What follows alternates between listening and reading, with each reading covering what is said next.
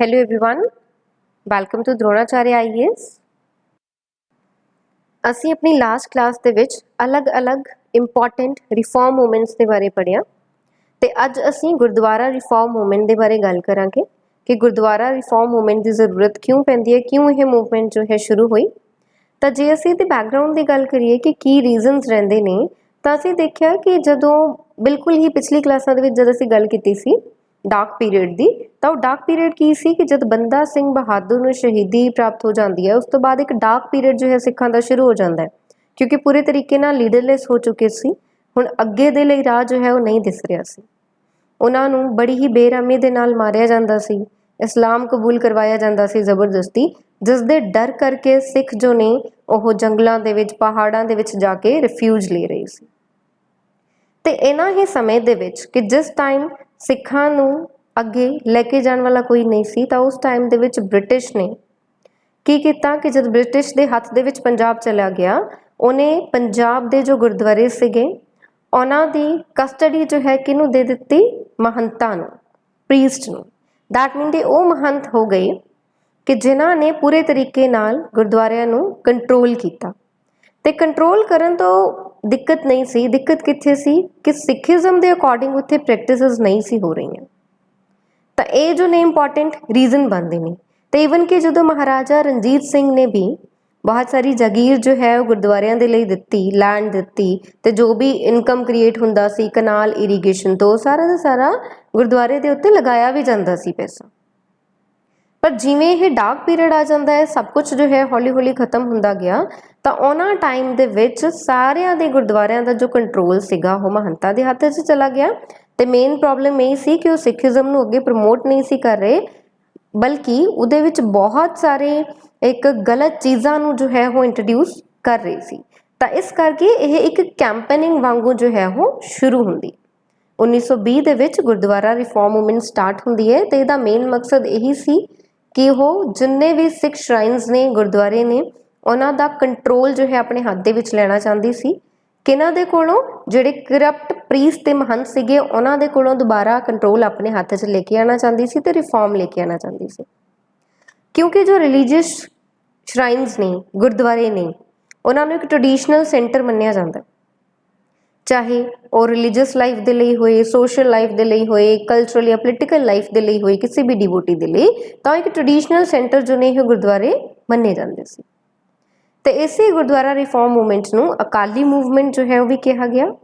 ਕਿਉਂ ਕਿਹਾ ਗਿਆ? ਕਿਉਂਕਿ ਇਸੇ ਮੂਵਮੈਂਟ ਦੇ ਦੌਰਾਨ ਜੋ ਸਿੰਘ ਸਭਾ ਦੇ ਲੀਡਰ ਸੀਗੇ, ਉਹਨਾਂ ਨੇ ਇੱਕ ਪਬਲੀਕੇਸ਼ਨ ਇੱਕ ਜਾਰੀ ਕੀਤੀ, ਅਕਾਲੀ, ਡੇਲੀ ਅਕਾਲੀ। ਤਾਂ ਇਹਦੇ ਵਿੱਚ ਕੀ ਹੋਇਆ, ਤਾਂ ਇਸੇ ਨਾਮ ਤੋਂ ਹੀ ਉਹਨਾਂ ਦੇ ਲੀਡਰਸ ਦਾ ਨਾਮ ਪੈ ਗਿਆ, ਉਹਨਾਂ ਨੂੰ ਅਕਾਲੀ ਕਿਹਾ ਜਾਣ ਲੱਗ ਗਿਆ। ਤੇ ਇਸ ਤੋਂ ਬਾਅਦ ਦੇ ਵਿੱਚ ਹੀ ਇੱਕ ਪੋਲੀਟੀਕਲ ਪਾਰਟੀ ਵੀ ਅੱਗੇ ਜਾ ਕੇ ਜਨਮ ਲੈਂਦੀ ਹੈ, ਸ਼੍ਰੋਮਣੀ ਅਕਾਲੀ ਦਲ। ਤਾਂ ਅਕਾਲੀ ਨਾਮ ਜੋ ਹੈ ਉਹ ਇੱਥੋਂ ਮਿਲਿਆ। ਤਾਂ ਮੇਨ ਆਬਜੈਕਟਿਵ ਜੇ ਅਸੀਂ ਦੇਖੀਏ ਕਿ ਮੇਨ ਆਬਜੈਕਟਿਵ ਕੀ ਸੀ ਗੁਰਦੁਆਰਾ ਰਿਫਾਰਮ ਮੂਵਮੈਂਟ ਦਾ, ਕਿਉਂ ਇਹਨੂੰ ਸ਼ੁਰੂ ਕੀਤਾ ਗਿਆ, ਤਾਂ ਜੋ ਵੀ ਕਰਪਟ ਪ੍ਰੈਕਟਿਸਿਸ ਹੋ ਰਹੀਆਂ ਨੇ ਕਰਪਟ ਪ੍ਰੀਸਟ ਦੇ ਥਰੂ, ਮਹੰਤਾਂ ਦੇ ਥਰੂ, ਉਹਨਾਂ ਨੂੰ ਖਤਮ ਕਰਨਾ, ਉਹਨਾਂ ਦੇ ਕੋਲੋਂ ਕੰਟਰੋਲ ਖੋ ਕੇ ਸਿੱਖਾਂ ਨੂੰ ਦੇਣਾ, ਤਾਂ ਕਿ ਸਿੱਖ ਆਪਣੇ ਧਰਮ ਦੇ ਅਕੋਰਡਿੰਗ ਸਿੱਖੀਜ਼ਮ ਦੀ ਜੋ ਪ੍ਰੈਕਟਿਸਿਸ ਨੇ, ਜੋ ਇੱਕ ਕੋਡ ਆਫ ਕੰਡਕਟ ਹੈ, ਉਹਦੇ ਹਿਸਾਬ ਦੇ ਨਾਲ ਗੁਰਦੁਆਰਿਆਂ ਨੂੰ ਚਲਾ ਸਕਣ ਤੇ ਰਿਫਾਰਮ ਲੈ ਕੇ ਆ ਸਕਣ। ਮੂਵਮੈਂਟ ਦੀ ਬੈਕਗਰਾਉਂਡ ਨੂੰ ਸਮਝਣ ਤੋਂ ਬਾਅਦ ਹੁਣ ਮੇਨ ਚੀਜ਼ ਹੈ ਕਿ ਕਿਸ ਤਰੀਕੇ ਦੇ ਨਾਲ ਇਹ ਮੂਵਮੈਂਟ ਜੋ ਹੈ ਉਹ ਅੱਗੇ ਵੱਧਦੀ ਹੈ। ਫੇਜ਼ਸ ਦੀ ਗੱਲ ਕਰਦੇ ਹਾਂ। ਫੇਜ਼ਸ ਦਾ ਮਤਲਬ ਕਿ ਕਿਹੜੇ ਕਿਹੜੇ ਪੜਾਅ ਜੋ ਨੇ ਇਹਦੇ ਸਾਹਮਣੇ ਆਉਂਦੇ ਰਹੇ ਤੇ ਉਹਨੂੰ ਇਹ ਪੂਰਾ ਕਰਕੇ ਅੱਗੇ ਵੱਧਦੀ ਰਹੀ। ਤਾਂ ਸਿੰਘ ਸਭਾ ਦੇ ਕਿਉਂਕਿ ਲੀਡਰਸ ਨੇ ਇਹਨੂੰ ਸ਼ੁਰੂ ਕੀਤਾ ਸੀਗਾ, ਤਾਂ ਜੋ ਸਿੰਘ ਸਭਾ ਨੇ ਬਹੁਤ ਸਾਰੇ ਰੈਜ਼ੋਲੂਸ਼ਨ ਜੋ ਹੈ ਪਾਸ ਕੀਤੇ, ਤੇ ਉਹ ਰੈਜ਼ੋਲੂਸ਼ਨ ਪਾਸ ਕਰਕੇ ਉਹਨੇ ਕਿਹਦੇ ਮੂਹਰੇ ਰੱਖਿਆ? ਸਰਕਾਰ ਦੇ ਮੂਹਰੇ ਰੱਖੇ ਗਏ। ਤੇ ਉਹ ਰੈਜ਼ੋਲੂਸ਼ਨ ਕਾਹਦੇ ਲਈ ਸੀ ਕਿ ਜੋ ਵੀ ਸਾਡੇ ਇਹ ਸਿੱਖ ਮਾਨਤਾ ਦੇ ਨਾਲ, ਸਿੱਖ ਜੋ ਇੰਪੋਰਟੈਂਸ ਰੱਖਦੇ ਹੋਈ ਜਗ੍ਹਾਵਾਂ ਨੇ, ਧਾਰਮਿਕ ਸਥਾਨ ਨੇ, ਉਹਨਾਂ ਦੀ ਪਿਊਰੀਫਿਕੇਸ਼ਨ ਜੋ ਹੈ ਉਹ ਕੀਤੀ ਜਾਏ। ਬਟ ਉਹਨਾਂ ਨੇ ਇਹ ਚੀਜ਼ਾਂ ਕੀਤੀਆਂ ਤਾਂ ਆਪਣੀ ਬਹੁਤ ਸ਼ਿੱਦਤ ਦੇ ਨਾਲ, ਮਿਹਨਤ ਤਾਂ ਬਹੁਤ ਕੀਤੀ, ਬਟ ਉਹ ਆਪਣੇ ਇਸ ਮਿਸ਼ਨ ਦੇ ਵਿੱਚ ਕਾਮਯਾਬ ਨਹੀਂ ਹੋ ਸਕੇ ਸ਼ੁਰੂਆਤ ਦੇ ਵਿੱਚ। ਕਿ ਸ਼ੁਰੂ ਉਹਨਾਂ ਨੇ ਕਿਵੇਂ ਕੀਤਾ ਸੀ? ਰੈਜ਼ੋਲੂਸ਼ਨ ਪਾਸ ਕੀਤੇ ਤੇ ਸਰਕਾਰ ਮੂਹਰੇ ਰੱਖਿਆ ਗਿਆ ਕਿ ਪਿਊਰੀਫਿਕੇਸ਼ਨ ਇਹਦੀ ਹੋਣੀ ਚਾਹੀਦੀ ਹੈ। ਤਾਂ ਪਿਊਰੀਫਿਕੇਸ਼ਨ ਦਾ ਮਤਲਬ ਕੀ ਸੀ ਕਿ ਜੋ ਵੀ ਗਲਤ ਚੀਜ਼ਾਂ ਗੁਰਦੁਆਰੇ ਦੇ ਅੰਦਰ ਹੋ ਰਹੀਆਂ ਨੇ ਉਹਨੂੰ ਖਤਮ ਕੀਤਾ ਜਾਏ। ਤੇ ਦੂਜੀ ਇੰਪੋਰਟੈਂਟ ਚੀਜ਼ ਹੁਣ ਇੱਥੇ ਕੀ ਹੋ ਗਈ कि इनीशिएटिव जो है इस रिफॉर्म का किन्ने लिता, सिखा ने चुकिया, या जो प्रो सिख न्यूज़पेपर जिहड़े सीगे उन्हां नूं पबलिश किया गया। सिख न्यूज़पेपर नूं पबलिश करन दा फायदा की होया कि उहदे विच ओह एक पब्लिक ओपीनियन क्रिएट करन दी उन्हां ने गल कीती कि असीं लोकां तक अपनी गल नूं पहुंचाईए कि जो असीं कर रहे हैं सही है। ते जो ये महंत ते प्रीस्ट जिन्हां दे हत्थां दे विच कंट्रोल ब्रिटिश ने दिता क्योंकि वो ब्रिटिश दे लई लॉयल सी, वो गलत कर रहे हैं। तो उहदे लई उन्हां ने की कीता, सिख न्यूज़पेपर जो ने वो रिलीज़ कीते, जिवें कि खालसा एडवोकेट सीगा, खालसा समाचार सी। तो मेन चीज़ उहदे पिछे यही सी कि एक पब्लिक ओपीनियन उहदे लई क्रिएट करना चाहते सी। ते इन्हां ही पब्लिकेशनस दे थ्रू उन्होंने गोल्डन टैंपल की भी जो मैनेजमेंट है उहदे बारे भी बहुत सारी कंप्लेंट्स जो ने अपनी पब्लिकेशन के थ्रू एक तरीके नाल उहनूं लोकां दे सामने रखण दी कोशिश कीती ते जिहड़ी हायर अथॉरिटीज़ ने उन्हां दे सामने कंप्लेंट्स नूं रखण दी कोशिश कीती। तो फिर उस तो बाद जो कंटीन्यूसली रेजोल्यूशन पास करते रहे तो अपना उन्होंने देखा कि सरकार जो है किसी तरीके दे नाल उन्हां दी गल नूं नहीं सुन रही है। तो 1906 दे विच सिंह सभा ने बहुत ज़्यादा जो है प्रेशराइज किया तो सिख प्रैस का प्रेशर होने की वजह तो जो चीफ खालसा दीवान सी, चीफ खालसा दीवान की सी जो असीं अपनी पिछली वीडियोज़ दे विच पिछली क्लासेस दे विच देखिया है कि यह एक एवें दा प्लेटफॉर्म इत्थे बना लिया जिथे कि सारियां ही सिंह सभा मिल के अगे डिसीजन लैंदियां सी कि अगे की करना है तो किवें अपनी मूवमेंट नूं अगे लेके जाना। तो उत्थे फिर इत्थे चीफ खालसा दीवान ने भी एक रेजोल्यूशन पास करता कि जो सिख कम्यूनिटी है उन्होंने अलाउ किया जाए कि जो भी सिख श्राइन्स ने, गुरुद्वारे ने, धार्मिक स्थान ने सिखा नाल जुड़े हुए उन्होंने वो मैनेज कर सकती है। बट इसका फायदा अगेन फिर कोई नहीं होया। क्यों नहीं होया? क्योंकि इस टाइम दे विच हुण ब्रिटिश राज जो है इत्थे स्थापित हो चुकिया सीगा। तो जदों तक वो अथॉरिटी नहीं दिंदे किसी नूं उदों तक महंतां दे हत्थ चों इहनूं खिंचे ही नहीं जा सकदा सी। ठीक, तो होर अगे ये चीज़ की हुंदी है तो इंपॉर्टेंट चीज़ ये भी सीगी कि महंत जिहड़े सीगे उन्हां नूं सपोर्ट सी ब्रिटिश दा, तो इस करके उन्हां नूं ईजीली उत्थों कढ़ना जो है वो एक आसान टास्क है नहीं सी। तो नवंबर 1920 दे विच की हुंदी है कि जो नैशनलिस्ट सिख सीगे उन्होंने एक मास मीटिंग की, मास मीटिंग जिहदे विच कि सारे ही जिन्ने भी लीडर सी सारे प्रेजेंट सी ते प्लस लोकां नूं भी उत्थे इकट्ठा किया गया। तो उत्थे उन्होंने की किया जिथे श्रोमणी गुरुद्वारा प्रबंधक कमेटी जो है वो बन गई। तो सब तो पहला श्रोमणी गुरुद्वारा प्रबंधक कमेटी कदों बनती है, कित्थे बनती है? 1920 दे विच बनी सी। तो सब तो पहले ये जो प्रेजिडेंट सीगे इस कमेटी के कौन सी? सुंदर सिंह मजीठिया। तो इन्हां दा मेन ऑब्जेक्टिव इत्थे की रहेगा? इस कमेटी का मेन ऑब्जेक्टिव अगेन वही है कि जिहड़े करप्ट महंत ने, प्रीस्ट ने, उन्हां दे हत्थां दे विचों कंट्रोल खोना है जो उन्होंने गुरुद्वारे का लिता होया है। तो वो प्रॉपर कोड ऑफ कंडक्ट जो एक खालसा कोड ऑफ कंडक्ट हुंदा है उहदे हिसाब दे नाल वो गुरुद्वारियां नूं अगे नहीं चला रहे। एक डेली अकाली जो है उन्हें भी पब्लिश किया गया। डेली अकाली की जो है इत्थे स्थापना की गई। तो डेली अकाली है कि सी एक डेली पंजाबी न्यूज़पेपर सी अकाली जिन्हों कि लाहौर दे विच जो है सब तो पहला शुरू किया गया। तो किन्हां ने इहनूं शुरू किया सी? इत्थे नाम साडे लई इंपॉर्टेंट ने कि किन्हां दे एफर्ट्स दे नाल डेली अकाली जो है उन्होंने बनाया गया। हरचंद सिंह ते मास्टर सुंदर सिंह ऑफ लियालपुर। तो अकाली जिस तरीके दे नाल इहनूं बनाया तो दैन उन्होंने पब्लिश किया गया तो उन्हें अपने पहले ही इशू दे विच जब फर्स्ट टाइम पहली पब्लिकेशन जो इहदी हुंदी है तो उदों उन्हें अपने बहुत सारे जो प्रोग्राम सीगे कि किवें अकाली मूवमेंट अगे अगे वधेगी उन्हें उहदे विच इंट्रोड्यूस करते सी कि एक्चुअल दे विच असीं गुरुद्वारियां नूं वापस अपने कंट्रोल दे विच लेना चाहते हैं। किहड़े कंट्रोल दे विच लेना चाहते? Democratic control. दैट मीनस इवें नहीं है कि किसी दे नाल असीं गलत करांगे सिखिज्म दे नां ते। तो डेमोक्रेटिक वे दे विच ओह अपने जिन्ने भी एजुकेशनल इंस्टीट्यूट उन्होंने बनाए सी, खालसा कॉलेज बनाया सी अमृतसर दे विच ते गुरुद्वारे सी, सारिਆਂ ਦਾ ਉਹ डेमोक्रेटिक कंट्रोल चाहते सी जो कि इन्होंने अपने इस अकाली डेली अकाली पंजाबी न्यूज़पेपर के थ्रू लोगों तक अपनी इस गल नूं पहुँचाउण दी कोशिश की। तो इन्हां दे एफर्ट्स दे नाल ही जो इन्होंने एक प्रोपेगेंडा जो है उन्होंने शुरू किया अकाली नूं जो है पब्लिश करके। तो अकाली जत्थे जो है उत्थे वो अलग अलग पिंडां दे विच अलग अलग कस्बियां दे विच बनने शुरू हो गए। तो इत्थों जब अकाली जत्थे बनने शुरू हो गए दैट मीनस मूवमेंट नूं हुण एक होर ज़्यादा बूस्ट जो है वो मिलना शुरू हो गया। वो हौली हौली वधदी अगे चलती रही। हुण देखते हैं कि जो गुरुद्वारा रिफॉर्म मूवमेंट का मेन ऑब्जेक्टिव सीगा कि महंतां दे हत्थां दे विचों कंट्रोल खो के दोबारा सिखां दे हत्थ दे विच लेके आना है तो उहदे नाल चेंजिस की होए, किहड़े-किहड़े गुरुद्वारा साहिब नूं ਉਹਨਾਂ ਨੇ ਮਹੰਤਾਂ ਤੋਂ ਛੁਡਵਾਇਆ ਤੇ ਛੁਡਵਾ ਕੇ ਫਿਰ ਆਪਣੇ ਸਿੱਖੀਜ਼ਮ ਦੇ ਅਕੋਰਡਿੰਗ ਜੋ ਹੈ ਉੱਥੇ ਉਹਦੀ ਮੈਨੇਜਮੈਂਟ ਕਰਨੀ ਸ਼ੁਰੂ ਕੀਤੀ। ਤਾਂ ਇਹਦੇ ਵਿੱਚ ਇਹ ਪੂਰੀ ਲਿਸਟ ਹੈ ਸਾਡੇ ਕੋਲ ਕਿ ਕਿਹੜੇ-ਕਿਹੜੇ ਗੁਰਦੁਆਰਾ ਸਾਹਿਬ ਸੀਗੇ ਜੋ ਕਿ ਇਸੇ ਮੂਵਮੈਂਟ ਦੇ ਦੌਰਾਨ ਗੁਰਦੁਆਰਾ ਰਿਫਾਰਮ ਮੂਵਮੈਂਟ ਦੇ ਵਿੱਚ ਹੀ ਉਹਨਾਂ ਦੇ ਵਿੱਚ ਰਿਫਾਰਮ ਲੈ ਕੇ ਆਂਦੇ ਗਏ। ਜਿਵੇਂ ਕਿ ਬਾਬੇ ਦੀ ਬੇਰ ਗੁਰਦੁਆਰਾ ਸਿਆਲਕੋਟ ਤੇ ਸਭ ਤੋਂ ਪਹਿਲਾਂ ਗੁਰਦੁਆਰਾ ਸੀਗਾ ਜਿਹਨੂੰ ਕਿ 1920 ਦੇ ਵਿੱਚ ਹੀ, ਕਿ ਜਦੋਂ ਇਹ ਮੂਵਮੈਂਟ ਸ਼ੁਰੂ ਹੁੰਦੀ ਹੈ ਤਾਂ 1920 ਦੇ ਵਿੱਚ ਹੀ ਇਹਨੂੰ ਮਹੰਤਾਂ ਦੇ ਕੰਟਰੋਲ ਦੇ ਕੋਲੋਂ ਖੋਇਆ ਗਿਆ ਤੇ ਦੁਬਾਰਾ ਉਹਦੀ ਪੂਰੀ ਦੀ ਪੂਰੀ ਜੋ ਸਾਂਭ ਸੰਭਾਲ ਸੀਗੀ ਉਹ ਕਿਹਨੂੰ ਦੇ ਦਿੱਤੀ ਗਈ ਕਿ ਕੋਈ ਇੱਕ ਇਲੈਕਟਿਡ ਕਮੇਟੀ ਬਣਾਈ ਬਾਬਾ ਖੜਕ ਸਿੰਘ ਦੇ ਅੰਦਰ ਤੇ ਉਹਨਾਂ ਦੇ ਹੱਥ ਦੇ ਵਿੱਚ ਸਾਰੀ ਦੀ ਸਾਰੀ ਮੈਨੇਜਮੈਂਟ ਦੇ ਦਿੱਤੀ ਗਈ। ਸੈਕਿੰਡ ਸਾਡੇ ਕੋਲ ਲਿਸਟ ਦੇ ਵਿੱਚ ਨਾਂ ਆਉਂਦਾ ਹੈ ਹਰਮਿੰਦਰ ਸਾਹਿਬ ਦਾ ਅੰਮ੍ਰਿਤਸਰ। ਤੇ ਇੱਥੇ ਵੀ ਕਿਉਂਕਿ ਅਸੀਂ ਇਹ ਵੀ ਪਿੱਛੇ ਦੇਖਿਆ ਸੀਗਾ ਕਿ ਅੰਮ੍ਰਿਤਸਰ ਦੇ ਵਿੱਚ ਕਿਹੋ ਜਿਹੀਆਂ ਚੀਜ਼ਾਂ ਹੋਣ ਲੱਗ ਗਈਆਂ ਸੀ ਪਹਿਲਾਂ ਕਿ ਜਦੋਂ ਉਹਨਾਂ ਨੇ ਅਨਟੱਚੇਬਲਸ ਦੇ ਲਈ ਸਪੈਸੀਫਿਕ ਆਰਟਸ ਜਿਹੜੇ ਸੀਗੇ ਉਹ ਦੱਸ ਦਿੱਤੇ ਕਿ ਤੁਸੀਂ ਇਹਨਾਂ ਹੀ ਸਮੇਂ ਦੇ ਵਿੱਚ ਆ ਕੇ ਇੱਥੇ ਮੱਥਾ ਟੇਕ ਸਕਦੇ ਹੋ, ਹੋਰ ਤੁਸੀਂ ਇੱਥੇ ਜੋ ਹੈ ਉਹ ਕੁਝ ਨਹੀਂ ਕਰ ਸਕਦੇ ਜਾਂ ਬਾਕੀ ਟਾਈਮ ਦੇ ਵਿੱਚ ਨਹੀਂ ਆ ਸਕਦੇ। ਭੇਦਭਾਵ ਜੋ ਹੈ ਉੱਥੇ ਕੀਤਾ ਜਾ ਰਿਹਾ ਸੀ ਤਾਂ ਇਹ ਸਾਰੀ ਚੀਜ਼ਾਂ ਨੂੰ ਉਹਨਾਂ ਨੇ ਉੱਥੇ ਖਤਮ ਕੀਤਾ ਤੇ ਉਹਨਾਂ ਦੇ ਹੱਥ ਦੇ ਵਿੱਚੋਂ ਕੰਟਰੋਲ ਲੈ ਕੇ ਦੁਬਾਰਾ ਸਿੱਖਾਂ ਨੂੰ ਦੇ ਦਿੱਤਾ।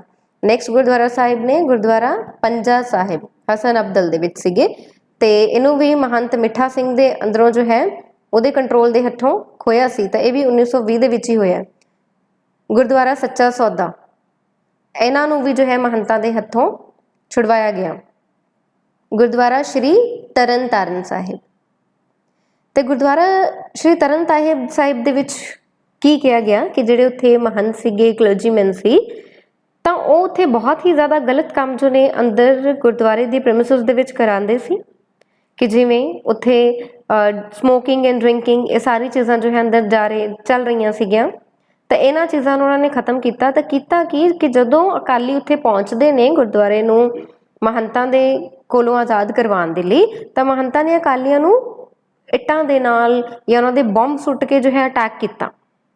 ਪਰ ਫਿਰ ਵੀ ਜਿਹੜੇ ਰਿਫਾਰਮਰ ਸੀਗੇ ਉਹਨੂੰ ਫਾਈਨਲੀ ਜੋ ਹੈ ਗੁਰਦੁਆਰੇ ਦਾ ਕੰਟਰੋਲ ਉਹ ਮਿਲ ਜਾਂਦਾ ਹੈ ਕਿਉਂਕਿ ਜੋ ਡਿਸਟ੍ਰਿਕਟ ਪੁਲਿਸ ਹੈ ਉਹ ਵਿੱਚ ਇੱਕ ਮੀਡੀਏਟਰ ਵਾਂਗੂ ਉਹਨਾਂ ਨੇ ਹੈਲਪ ਕੀਤੀ, ਕੰਮ ਕੀਤਾ ਤਾਂ ਉਹਨਾਂ ਨੂੰ ਦੁਬਾਰਾ ਕੰਟਰੋਲ ਮਿਲ ਗਿਆ। ਤੇ ਇੰਪੋਰਟੈਂਟ ਚੀਜ਼ ਅਸੀਂ ਇਹਦੇ ਵਿੱਚ ਇਹ ਵੀ ਦੇਖਾਂਗੇ ਕਿ ਕੋਈ ਵਾਇਲੈਂਸ ਜੋ ਹੈ ਇੱਥੇ ਨਹੀਂ ਕੀਤੀ ਅਕਾਲੀਆਂ ਨੇ। ਦੈਟ ਮੀਨਸ ਵਾਇਲੈਂਟ ਮੀਨਸ ਨੂੰ ਜੋ ਹੈ ਹਲੇ ਤੱਕ ਨਹੀਂ ਅਪਣਾਇਆ ਗਿਆ ਸੀਗਾ। ਨੈਕਸਟ ਗੁਰਦੁਆਰਾ ਆਂਦਾ ਹੈ ਗੁਰਦੁਆਰਾ ਗੁਰੂ ਕਾ ਬਾਗ, ਇਹ ਵੀ ਅੰਮ੍ਰਿਤਸਰ ਦੇ ਨੇੜੇ ਹੈ ਤੇ ਇਹਨੂੰ ਵੀ ਜੋ ਹੈ ਇਹਦੇ ਵਿੱਚ ਰਿਫਾਰਮ ਕੀਤੇ ਗਏ। ਨੈਕਸਟ ਹੈ ਨਨਕਾਣਾ ਸਾਹਿਬ ਤੇ ਇਹਦੇ ਨਾਲ ਤੁਸੀਂ ਬ੍ਰੈਕਟ 'ਚ ਦੇਖ ਰਹੇ ਹੋ ਕਿ ਨਨਕਾਣਾ ਮੈਸੇਕਰ ਲਿਖਿਆ ਹੋਇਆ ਹੈ। ਉਹ ਕਿਉਂ ਹੈ?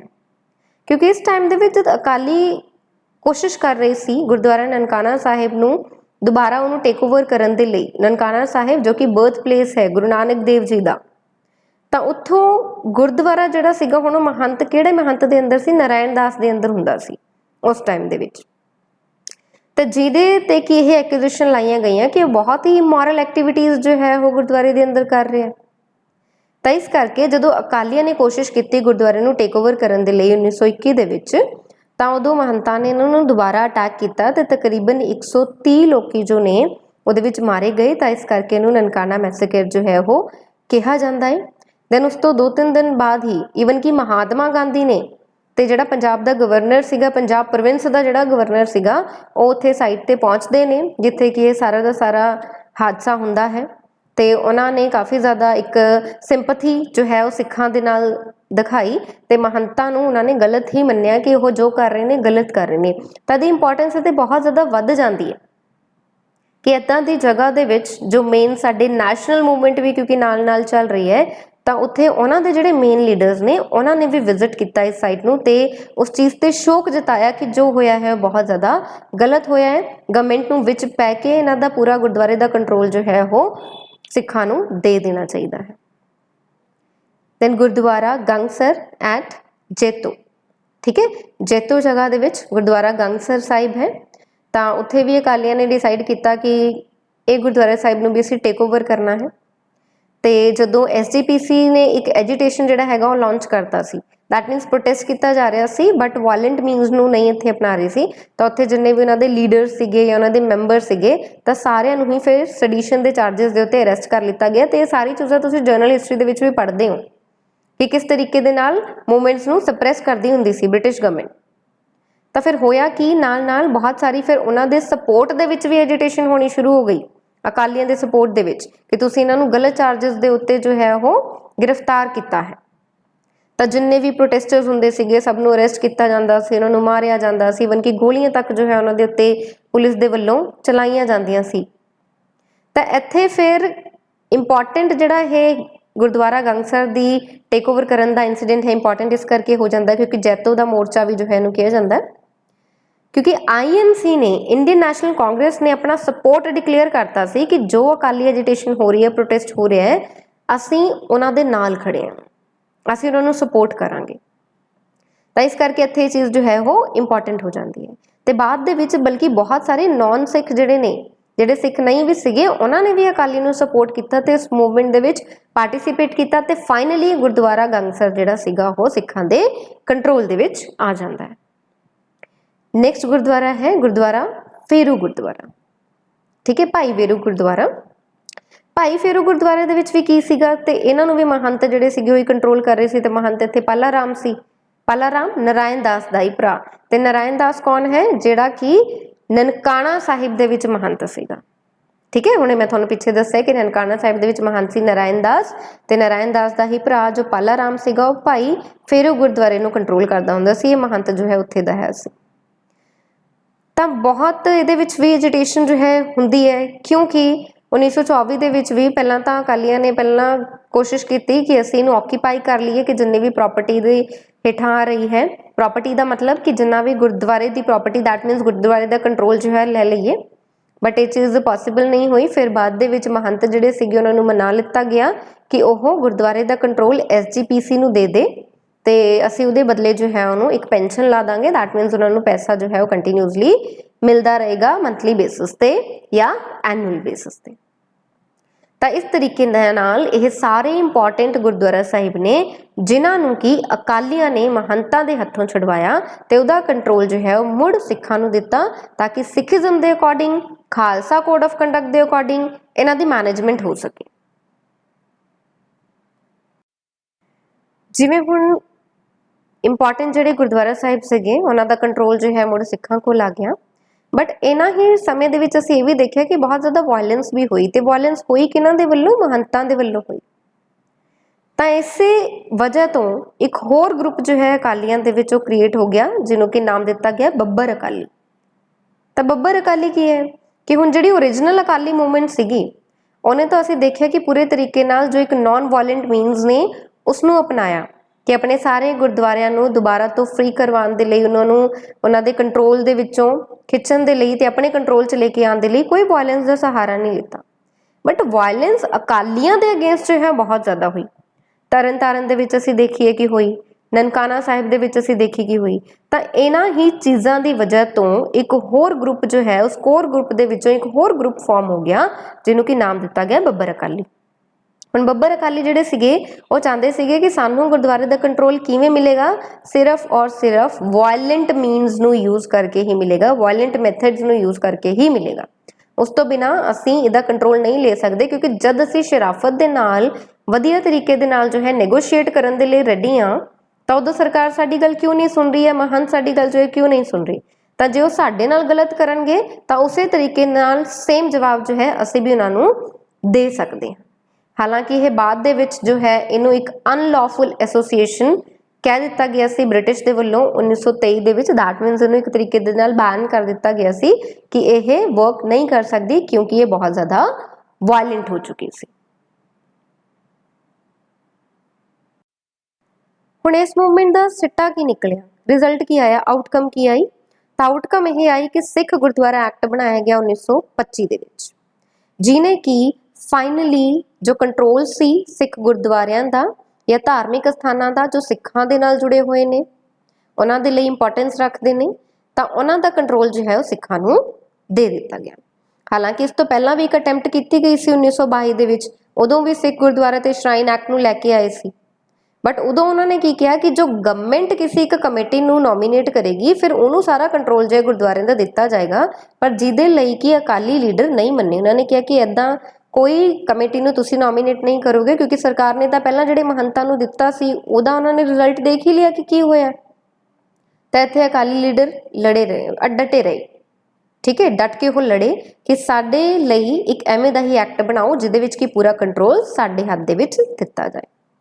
ਤਾਂ ਜੋ SGPC ਦੇ ਜੋ ਮੈਂਬਰ ਸੀਗੇ ਉਹਨਾਂ ਦੇ ਐਗਰੀਮੈਂਟ ਦੇ ਨਾਲ ਹੀ ਫਾਈਨਲੀ ਉਹ ਐਗਰੀ ਕਰਦੇ ਨੇ ਇਸ ਚੀਜ਼ ਤੇ ਕਿ ਜੋ ਇਹਦੀਆਂ ਪ੍ਰੋਵੀਜ਼ਨ ਨੇ ਸਿੱਖ ਗੁਰਦੁਆਰਾ ਐਕਟ ਦੀਆਂ ਉਹ ਬਿਲਕੁਲ ਠੀਕ ਹੈ, ਜੋ ਸਾਨੂੰ ਚਾਹੀਦਾ ਹੈ ਉਹਦੇ ਅਕੋਰਡਿੰਗ ਦੀ ਹੀ ਇਹ ਬਣੀ ਹੈ।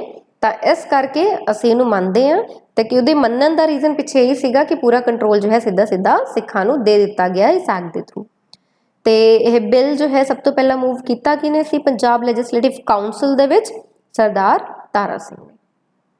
ਤੇ ਇਹ 1 ਨਵੰਬਰ 1925 ਨੂੰ ਆਪਰੇਸ਼ਨਲਾਈਜ਼ ਵੀ ਹੋ ਜਾਂਦਾ, ਦੈਟ ਮੀਨਸ ਇੰਪਲੀਮੈਂਟ ਵੀ ਹੋ ਗਿਆ। ਤਾਂ ਹੁਣ ਇਹ ਮੂਵਮੈਂਟ ਦਾ ਸੀ ਰਿਜ਼ਲਟ ਤਾਂ ਦੇਖ ਲਿਆ, ਆਊਟਕਮ ਤਾਂ ਦੇਖ ਲਈ ਕਿ ਕੀ ਆਈ। ਤਾਂ ਆਊਟਕਮ ਇਹਦੇ ਵਿੱਚ ਅੱਛੀ ਹੀ ਰਹੀ ਕਿ ਸਿੱਖ ਗੁਰਦੁਆਰਾ ਐਕਟ ਬਣਿਆ, ਪ੍ਰੋਪਰ ਕਾਨੂੰਨਨ ਤੌਰ ਤੇ ਜੋ ਹੈ ਉਹਨਾਂ ਨੂੰ ਕੰਟਰੋਲ ਦਿੱਤਾ ਗਿਆ ਤਾਂ ਕਿ ਕੋਈ ਉਹਨੂੰ ਖੋ ਵੀ ਨਾ ਸਕੇ। ਤਾਂ ਮੇਨ ਇੰਪੋਰਟੈਂਟ ਹੁਣ ਚੀਜ਼ ਆਉਂਦੀ ਹੈ ਇਹਦੀ ਸਿਗਨੀਫਿਕੈਂਸ, ਕਿ ਇਹਦੀ ਕੀ ਸਿਗਨੀਫਿਕੈਂਸ ਸੀ, ਮਹੱਤਤਾ ਕੀ ਰਹੀ ਇਸ ਮੂਵਮੈਂਟ ਦੀ, ਐਵੇਂ ਦਾ ਜੋ ਹੈ ਇਸਨੇ ਕੀ ਅਟੇਨ ਕੀਤਾ। ਇੱਕ ਤਾਂ ਇਹਦੇ ਵਿੱਚ SGPC ਨਿਕਲਿਆ ਕਿਉਂਕਿ ਮੂਵਮੈਂਟ ਦੇ ਦੌਰਾਨ ਹੀ ਅਸੀਂ ਦੇਖਿਆ ਕਿ ਕਮੇਟੀ ਵੀ ਬਣੀ ਤੇ ਅਕਾਲੀ ਦਲ ਵੀ ਬਣਿਆ। ਤੇ ਦੂਜੀ ਇੰਪੋਰਟੈਂਟ ਚੀਜ਼ ਜੋ ਹੈ ਇੱਥੇ ਕੀ ਹੈ ਕਿ ਜੋ ਇੱਕ ਪੰਜਾਬ ਦੇ ਵਿੱਚ ਨੈਸ਼ਨਲਿਜ਼ਮ ਦੀ ਇੱਕ ਫੋਰਸ ਸੀ, ਦੈਟ ਮੀਨਸ ਜੋ ਇੱਕ ਨੈਸ਼ਨਲਿਜ਼ਮ ਡਿਵੈਲਪ ਹੋਣਾ ਚਾਹੀਦਾ ਸੀ ਇੱਕ ਹਰ ਇੱਕ ਇਨਸਾਨ ਦੇ ਵਿੱਚ ਕਿ ਸਾਨੂੰ ਫਰੀडम ਚਾਹੀਦੀ ਹੈ, ਇਸ ਮੂਵਮੈਂਟ ਨੇ ਇਹਨੂੰ ਹੋਰ ਜ਼ਿਆਦਾ ਸਟਰੈਂਥਨ ਕਰ ਦਿੱਤਾ, ਹੋਰ ਜ਼ਿਆਦਾ ਪੱਕਾ ਕਰ ਦਿੱਤਾ ਕਿ ਅਸੀਂ ਨॉन ਵਾਇਲੈਂਟ ਮੀਨਸ ਨੂੰ ਯੂਜ਼ ਕਰਕੇ ਵੀ ਆਜ਼ਾਦੀ ਲੈ ਸਕਦੇ ਹਾਂ। ਤੇ ਇਹਨਾਂ ਹੀ ਚੀਜ਼ਾਂ ਦੀ ਵਜ੍ਹਾ ਤੋਂ ਜੋ ਇਹਦੀ ਕਲੋਜ਼ਨੈਸ ਸੀਗੀ ਕਾਂਗਰਸ ਦੇ ਨਾਲ ਉਹ ਵੀ ਵਧੀ ਕਿਉਂਕਿ ਉੱਥੇ ਉਹ ਵੀ ਨॉन ਵਾਇਲੈਂਟ ਮੀਨਸ ਨੂੰ ਜੋ ਹੈ ਅਪਣਾਉਣ ਦੇ ਵਿੱਚ ਵਿਸ਼ਵਾਸ ਰੱਖਦੇ ਹੁੰਦੇ ਸੀ। ਤਾਂ ਇਹਨਾਂ ਨੇ ਬਹੁਤ ਹੀ ਵਧੀਆ ਤਰੀਕੇ ਦੇ ਨਾਲ ਮਹੰਤਾਂ ਤੋਂ ਆਪਣੇ ਗੁਰਦੁਆਰੇ ਜੋ ਹੈ ਉਹ ਖਾਲੀ ਕਰਵਾਏ ਤੇ ਬ੍ਰਿਟਿਸ਼ ਗਵਰਨਮੈਂਟ ਨੂੰ ਵੀ ਉਹ ਰੈਜ਼ਿਸਟ ਕਰ ਪਾਏ। ਤਾਂ ਇਹਦੀ ਇੰਪੋਰਟੈਂਟ ਫੀਚਰ ਹੈ ਇਸ ਮੂਵਮੈਂਟ ਦਾ। ਤੇ ਹੋਰ ਇੱਕ ਹੋਰ ਚੀਜ਼ ਕੀ ਹੋ ਗਈ ਕਿ ਪੰਜਾਬ ਦੇ ਵਿੱਚ ਜੋ ਫਰੀडम ਮੂਵਮੈਂਟ ਚੱਲ ਰਹੀ ਹੈ ਪੂਰੀ ਤਰੀਕੇ ਨਾਲ ਇੱਕ ਹੋ ਗਈ ਕਿ ਨੈਸ਼ਨਲਿਜ਼ਮ ਦੀ ਫੀਲਿੰਗ ਹੋਣੀ ਚਾਹੀਦੀ ਹੈ ਕਿ ਮੇਰਾ ਦੇਸ਼ ਹੈ, ਮੇਰੀ ਕੰਟਰੀ ਹੈ, ਮੇਰਾ ਨੇਸ਼ਨ ਹੈ, ਮੇਰੀ ਜਗ੍ਹਾ ਹੈ, ਮੇਰਾ ਪੰਜਾਬ ਹੈ। ਤੇ ਪੰਜਾਬ ਦੇ ਵਿੱਚ ਆਪਣੇ ਅੰਦਰ ਇੱਕ ਪੰਜਾਬ ਨੂੰ ਫ੍ਰੀ ਕਰਾਉਣ ਦੇ ਲਈ ਜੋ ਮੂਵਮੈਂਟ ਹੈ ਉਹ ਵੀ ਇੱਥੇ ਸ਼ੁਰੂ ਹੋ ਜਾਂਦੀ ਹੈ। ਤੇ ਇਹ ਇੰਪੋਰਟੈਂਟ ਕਿਉਂ ਹੈ ਕਿਉਂਕਿ ਇਸ ਟਾਈਮ ਦੇ ਵਿੱਚ ਜੋ ਫਰੀडम ਮੂਵਮੈਂਟ ਪੰਜਾਬ 'ਚ ਸ਼ੁਰੂ ਹੁੰਦੀ ਹੈ ਉਹ ਸਿਰਫ ਹੁਣ ਅਕਾਲੀ ਦਲ ਦੀ ਵਜ੍ਹਾ ਤੋਂ ਨਹੀਂ ਹੋਈ। ਇੱਥੇ ਜਿਹੜੀ ਉਹਦੀ ਕਲੋਜ਼ਨੈਸ ਵਧਣੀ ਸ਼ੁਰੂ ਹੋ ਗਈ ਸੀ ਕਾਂਗਰਸ ਦੇ ਨਾਲ ਕਿਉਂਕਿ ਕਾਂਗਰਸ ਨੇ ਵੀ ਅਸੀਂ ਪਿੱਛੇ ਦੇਖਿਆ ਕਿ ਬਹੁਤ ਵਾਰ ਸਪੋਰਟ ਕੀਤਾ। ਮਹਾਤਮਾ ਗਾਂਧੀ ਨੇ ਵੀ ਜੋ ਹੈ ਇੱਥੇ ਆ ਕੇ ਵਿਜ਼ਿਟ ਕੀਤਾ ਉਹਨਾਂ ਸਾਈਡਸ ਤੇ ਕਿ ਜਿੱਥੇ ਵੀ ਵਾਇਲੈਂਸ ਹੋਇਆ ਸਿੱਖਾਂ ਦੇ ਅਗੇਂਸਟ, ਅਕਾਲੀਆਂ ਦੇ ਅਗੇਂਸਟ। ਤਾਂ ਇਹ ਇਹਦੀ ਬਹੁਤ ਵੱਡੀ ਚੀਜ਼ ਹੈ, ਇਹਦੀ ਖਾਸੀਅਤ ਸੀਗੀ ਕਿ ਇਹ ਤਿੰਨ ਚੀਜ਼ਾਂ ਠੀਕ ਹੈ ਕਿ ਇੱਕ ਤਾਂ SGPC ਬਣ ਗਿਆ, ਅਕਾਲੀ ਦਲ ਬਣ ਗਿਆ, ਨੈਸ਼ਨਲਿਜ਼ਮ ਜੋ ਹੈ ਉਹ ਹੋਰ ਜ਼ਿਆਦਾ ਵਧਿਆ ਲੋਕਾਂ ਦੇ ਵਿੱਚ, ਉਹਦੀ ਭਾਵਨਾ ਜ਼ਿਆਦਾ ਵਧੀ ਤੇ ਫਰੀडम ਮੂਵਮੈਂਟ ਨੂੰ ਵੀ ਇੱਕ ਪੁਸ਼ ਮਿਲਿਆ, ਇੱਕ ਬੂਸਟ ਮਿਲਿਆ। ਉਹ ਬੂਸਟ ਕਿਉਂ ਮਿਲਦਾ ਹੈ ਕਿਉਂਕਿ ਜਦ ਤੁਸੀਂ ਕਿਸੇ ਚੀਜ਼ ਨੂੰ ਅਟੇਨ ਕਰ ਲੈਂਦੇ ਹੋ, ਅਚੀਵਮੈਂਟਸ ਹੁੰਦੀਆਂ ਨੇ, ਅਚੀਵਮੈਂਟਸ ਹੀ ਤੁਹਾਨੂੰ ਫਰਦਰ ਹੋਰ ਜ਼ਿਆਦਾ ਇਨਕਰੇਜ ਕਰਦੀਆਂ ਕਿ ਅਸੀਂ ਹੋਰ ਵੀ ਅੱਗੇ ਵੱਧ ਸਕਦੇ ਹਾਂ ਤੇ ਪੂਰੇ ਤਰੀਕੇ ਦੇ ਨਾਲ ਸਿਰਫ ਪੰਜਾਬ ਨਹੀਂ ਇੰਡੀਆ ਨੂੰ ਵੀ ਫ੍ਰੀ ਕਰਾਇਆ ਜਾ ਸਕਦਾ। ਤਾਂ ਇਹ ਗੁਰਦੁਆਰਾ ਰਿਫਾਰਮ ਮੂਵਮੈਂਟਸ ਹੈ ਕਿ ਕਿਸ ਤਰੀਕੇ ਦੇ ਨਾਲ ਮੂਵਮੈਂਟ ਸ਼ੁਰੂ ਹੁੰਦੀ ਹੈ ਤੇ ਗੁਰਦੁਆਰਿਆਂ ਨੂੰ ਉਹਨਾਂ ਨੇ ਰਿਫਾਰਮ ਉਹਦੇ ਵਿੱਚ ਲੈ ਕੇ ਆਏ, ਉਹਦੀ ਮੈਨੇਜਮੈਂਟ ਜੋ ਹੈ ਉਹ ਵਧੀਆ ਤਰੀਕੇ ਨਾਲ ਕਰਨੀ ਸ਼ੁਰੂ ਕਰ ਦਿੱਤੀ। ਬਾਕੀ ਹੁਣ ਅਸੀਂ ਆਪਣੀ ਫਾਰਮੇਸ਼ਨ ਬਾਰੇ ਗੱਲ ਜੋ ਹੈ ਨੈਕਸਟ ਕਲਾਸ ਦੇ ਵਿੱਚ ਕਰਾਂਗੇ। Thank you.